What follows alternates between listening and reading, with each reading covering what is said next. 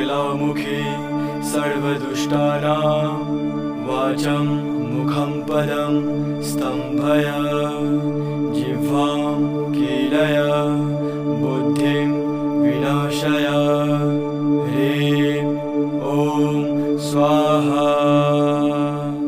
ॐ ह्रीं पगलामुखी सर्वदुष्टानां वाचं मुखं पदं स्तम्भय जिह्वां कीलय बुद्धिं विनाशय ह्रीं ॐ स्वाहा।